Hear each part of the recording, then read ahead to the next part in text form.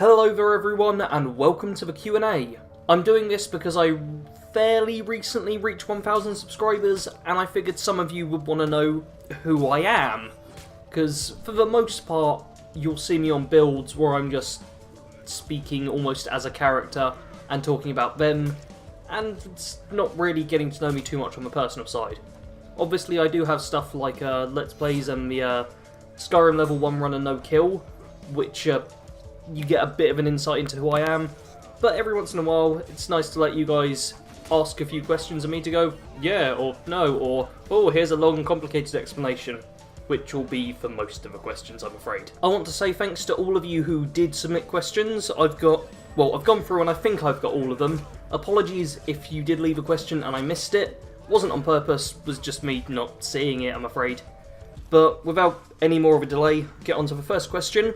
From the Daedric Warrior, where in England are you from, and is it good or shit? I live in southeast England, quite nearish the coast. I actually work right next to the beach almost. And I live in a village near a town called Hastings. Hastings, it doesn't have the best reputation.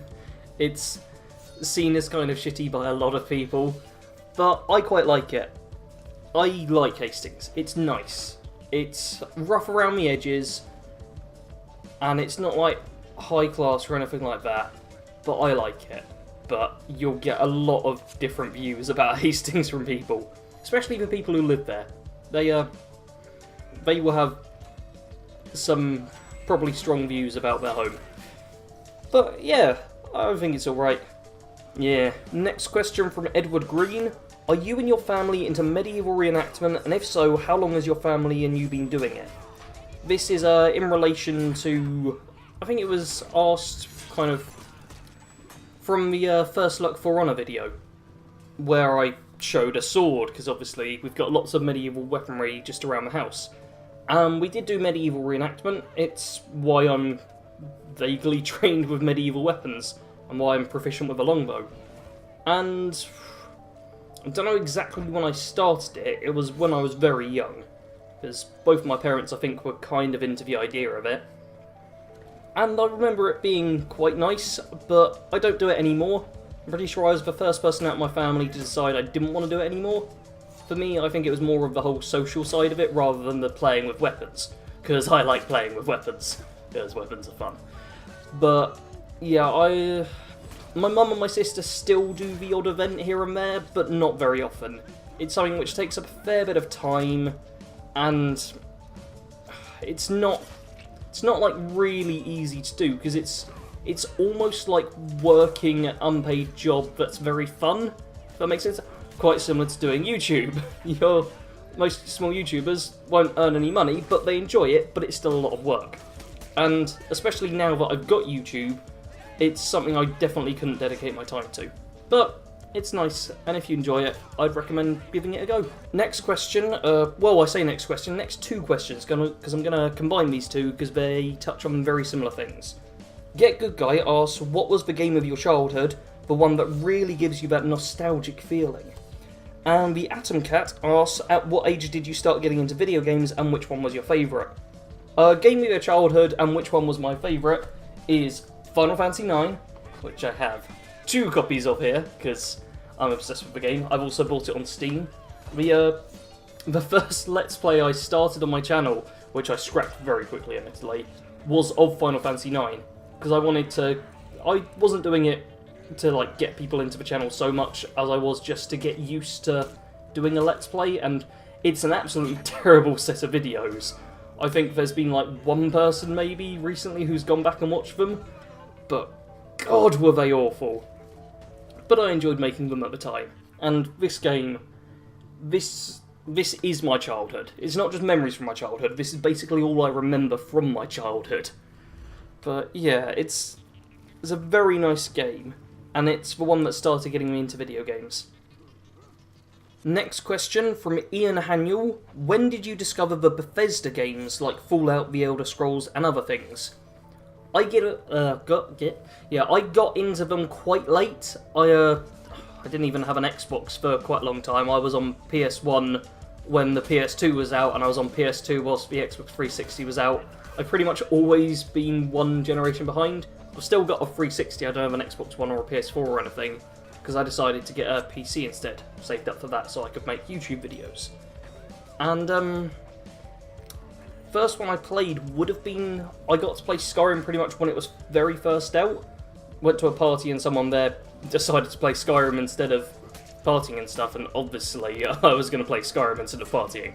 So I stuck with them for a bit and got my first kind of look at it. I'm pretty sure I just ran around and killed some stuff, didn't play it properly. But it was probably a year or two after the release of the game I first got to play it, maybe? I'm not exactly sure how long after it was, but that's the first one I properly played. And I spent like a year unemployed, and I spent most of my time just playing Skyrim. Which, as it turns out, was a good use of my time, because now I make videos on the game, which earn me subscribers and could potentially lead to me becoming a YouTuber as a job in the future. So, turns out that year of unemployment was actually productive in some manner. But, in terms of Fallout, I did first of all play Fallout 3, which I didn't enjoy. I wasn't a fan of the game, and I'm still not that much of a fan of the game. The opening to it absolutely sucks. It's terrible. Starting off as a baby is boring as hell, and the whole vault thing, where it's a really long thing that you have to go through, and it's not particularly exciting, I didn't enjoy that. But I kind of went off Fallout from that, but eventually I ended up playing New Vegas, and that I absolutely loved. Top 5 games of all time, in my opinion. And from there, I've kind of stuck with Fallout, so when Fallout 4 came out, I was quite excited. I will say I still think New Vegas is sort of better than Fallout 4, especially in terms of story and interesting quests and stuff like that. Obviously, Fallout 4 is better for graphics and the actual shooting mechanics, and gameplay is better in Fallout 4 than in any of the others. But it's very weak on the story and the choices and the narrative and all that stuff, which does kind of suck. Hopefully the next one will be much better. And I do understand that New Vegas isn't a Bethesda game, but it's what persuaded me to then go for Fallout 4, so it ties into that. Next question from Nerdster Blaze. How do you get inspiration to make your Skyrim and Fallout builds? And what is your process of playtesting them? For me, inspiration comes quite easily. I've been writing up different characters for longer than I can possibly remember. My earliest proper hobby was writing. I used to write quite a lot of books and stuff like that. I've always enjoyed world building and character building, so it's very, very easy for me to come up with characters. Just the other day I wrote the backstory for my the Captain Best Squad build, which will be coming out on Saturday, I hope, providing I can work it around my actual job and get it edited and stuff. And that, I literally just started off, I had no idea where I was going with the character other than he was a captain. Started typing, and boom, suddenly there was a really good backstory in front of me. So, for me, it doesn't take much inspiration, because I've got characters I've written in the past who I can draw from, or I can just get a rough idea of something and just go with wherever my mind takes me. Playtesting, on the other hand, that can be tricky, because it depends very much on the build. If it's one that's quite easy and I know will work in theory, then I can just kind of start playtesting, just check, yeah, this works like I thought it was going to, and that's it. I might only spend like 1 hour's worth of proper playtesting as an end build. But if it's a complicated one that uses like strange mechanics or something very different from others, then I'll have to spend often several hours testing the build to make sure it actually works well, because I don't want to make builds that don't work in practice. In addition, I'll normally test the builds out on a variety of different difficulties, apart from my Skyrim best builds, because they're all on legendary difficulty, because that's kind of the point of them. But it's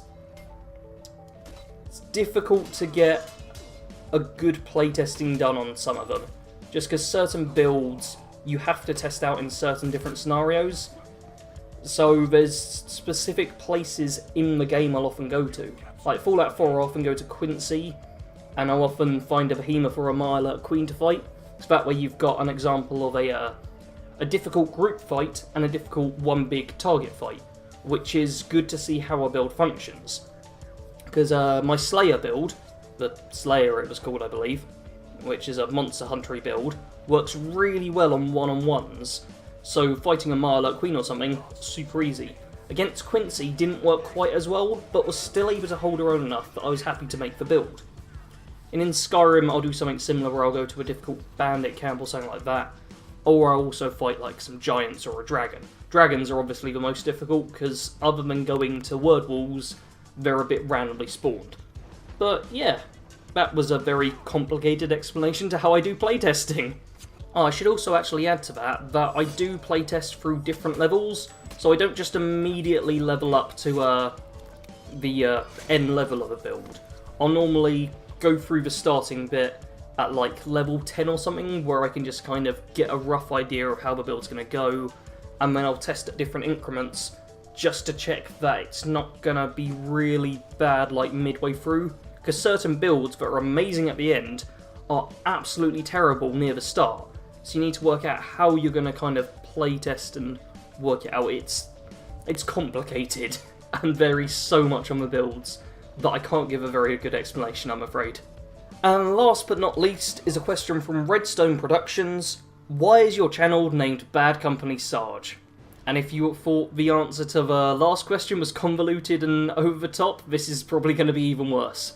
Because there is logic to every part of the name of BADCompanySarge, but it's my insane brain logic, which is crazy as all hell. Basically, I am Sarge, as a nickname I've had for ever, basically. I'm saying basically a lot and I don't know why.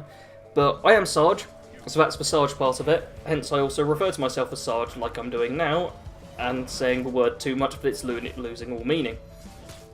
But in addition to that, the whole Bad Company thing is a mix of a few different things.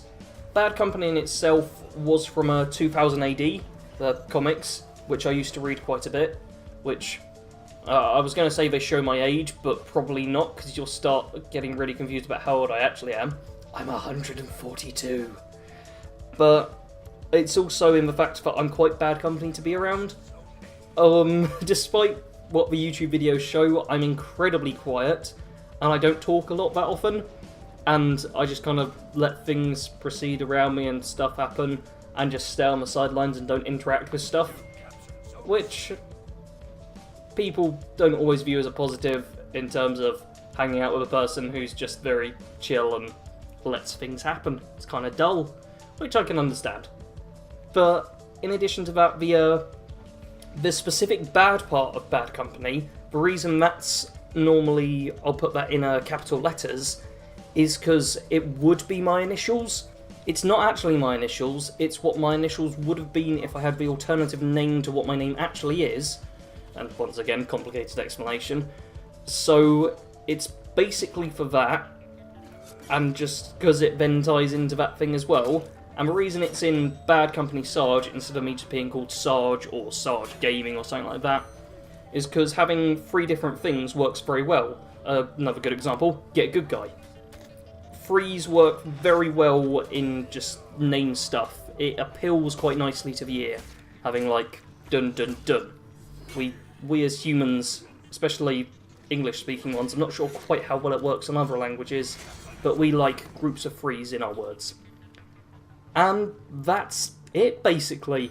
Yeah, it's bit of a strange Q&A. Feels a bit odd doing it, but I hope you enjoyed it. Let me know in the comments if you did enjoy it, if you possibly want another one of these in the future, and I'd be happy to do it. It's a nice thing to do as like a milestone video, because obviously this was for 1,000 subs, and probably at like, I don't know, let's say 1,174 subs at the time this comes out. That's a bit of a random guess, but I bet you I'm fairly close. But yeah, I hope you enjoyed. Let me know in the comments. Subscribe if you happen to be new here and for some reason clicked on the Q&A instead of any of the builds as your first video. But thank you. Thank you very much for helping me reach 1,000 subscribers. It means a hell of a lot to me.